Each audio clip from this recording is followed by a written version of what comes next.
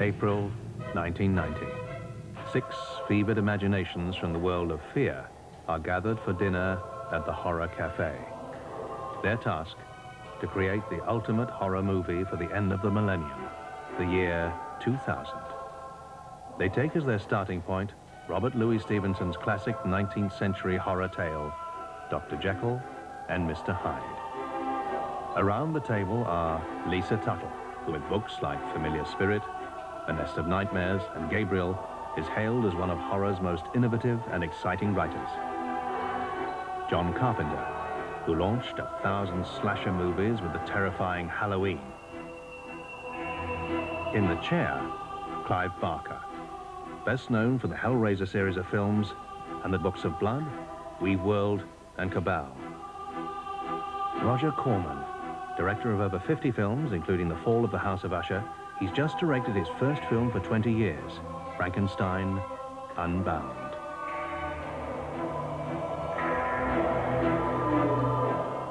Ramsey Campbell, with novels like The Nameless, Incarnate, and The Parasite, he embodies a uniquely British horror tradition which descends from Stoker, Stevenson, and Shelley.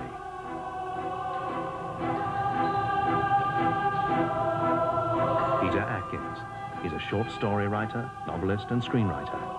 A rising star, he wrote Hellraiser 2 and is currently working on another in the series, Hell on Earth.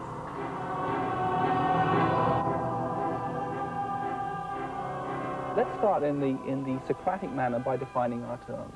Because I have a funny feeling all of us have different attitudes to what horror is, what we do and why we do it, and probably what we will all of us bring to this process, the process of creating this movie. So, Lisa, here you are, you write very intimate dramas with a lot of blood at the end of them very often. When you get letters from fans, what do they say? How do they articulate their response to what you do? I don't get as many fan letters as you do. No, it's... What do they say? I mean, if I was going to articulate it, I would say, yes, I would hope that what I write would disturb the reader, but at the same time, it wouldn't be a kind of, just be a cheap thrill. It would be, you know, not just to do it because I can do it and it's scary, you push someone out of a window and that would be pretty terrifying. But that it would tell them something about themselves, about the human condition, about life. Right. And to do that, I tend to look into what frightens me. Okay. Roger, what frightens you? What frightens me is the fear of losing control. That's primarily a mental process, that my mind can no longer function, that it is incapable of dealing with the world or with various aspects of the world. It's very much, I think, involved with the unconscious. To a certain extent, it is the recreation of childhood fears, childhood fantasies. And for me, the problem or the task in doing a horror film is to break through the defenses of the conscious mind and attack or expose the fears and the fantasies of the unconscious mind. John? Uncertainty. My personal fear is like Roger's. I fear loss of control. Insanity? In all senses. And seriously, Alzheimer's disease would be a horrifying thing to go through, the most horrifying. As you start leaking out your life and there's nothing left. Right. But what is there? It seems to me as though your scenario means that you're going to be delivered by the simple process of getting older into the bosom of your fears. But isn't it inexorable? We are all going towards that uncertain end of darkness. And that, I think, that's everybody's fear, is death. What's beyond? Is there anything beyond? Right. And what will the last moments be? What, will I be a vegetable? Will I remember? Will I remember beauty? Will there be any beauty? Or will there be this aching, horrifying loneliness? Have you planned any last words yet? I'll be right back. That's what Very good. Right. I'll add my two pennyworth to it and say that the thing that scares me is banality. The sheer banality of the culture we actually live in. So my sense of what's scary is related to the things I see around me. And what I see around me are people who seem to want to suppress the imagination. And I think all of us have very fevered imaginative lives, otherwise we wouldn't be doing what we're doing. What's interesting is that we so often turn fever to the business of evoking what seems to be a negative response in other people. That is, giving people a chill, making people feel something which under any other circumstances, that is, in their shower, in their kitchen, they wouldn't want to feel. And maybe later on we may want to address why people spend good bucks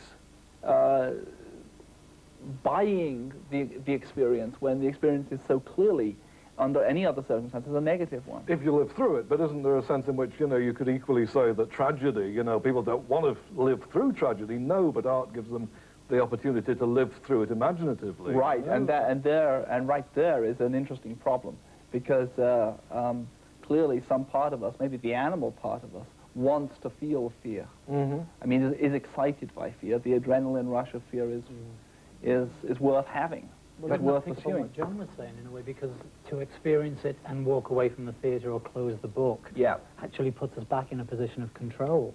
We actually control that fear. So the fear that in real life we have no control over, whether it's fear of the unknown, fear of dissolution, fear of whatever anybody said, whenever that experience is turned into a fiction, whether it's cinematic or literary, in some sense it's a saving grace that it is a fiction, that we can walk out, we can close it. It gives us back that control. Well, certainly you're controlling it if you're writing it, or if you're making well, I think if you're reading it, you're putting yourself into the hands of the author or absolutely the filmmaker. For the duration of 200 pages or 90 minutes and or whatever. And you're trusting, yes, that you can you're walk trusting away that it will at the stop. end. Yeah, that's right. I mean, in fact, the millennial movie should stop them walking away. Well, exactly. And or that it'll change their life. They think they walk away. Exactly. In fact, See, I think isn't our changed. highest ambition that people are not going to walk away and say, hey, well, that was the equivalent of a good pizza. You know, our highest ambition is that people will walk away and say, to the nearest institution. God! No, not to an institution. But it did change But it did change. Yeah. Even they walk away, say that was just an enjoyable movie, ha ha ha, but it actually stays with So do we them. have psychotic elements in ourselves that Wanting says, to control. Why do they read our books and watch our movies? They want Because to they feel want to feel something. And I That's the would thing of feeling nothing. well, then you're back to, but now I think agree. that's interesting, the idea of just you feeling something is better You're than feeling nothing. anesthetized. Sure. Yeah. Sure. And what you're talking about, society, you're anesthetized. When I saw the movie that changed my life was a film called It Came from Outer Space, 1952, 3D. Ray Bradbury did the... He did a short story. Right. Harry Essex wrote the script. Jack Arnold directed it. Right. 3D. Glasses on. This meteor comes screaming out of the night sky and blows up in my 4-year-old face. And I felt something. And I got up and I was shrieking in terror. But I've got to tell you, a couple of seconds later, it was the greatest because I felt such a high. You survived. I survived the meteor hitting me right in the face. It came out of the screen, blew up in my face. I wanted to do that. I wanted to experience that because I was alive. It told me I was alive. It was earlier stated or suggested that what we're doing is giving a negative experience. I don't think in any way it's a negative experience. I think it's a positive and very helpful experience, both on the basis of what John said, and also if you go into a Freudian interpretation, I don't want to go too deeply into that. Freud's but- under the table. Right. Where he should stay at least for the moment. If you are touching some fear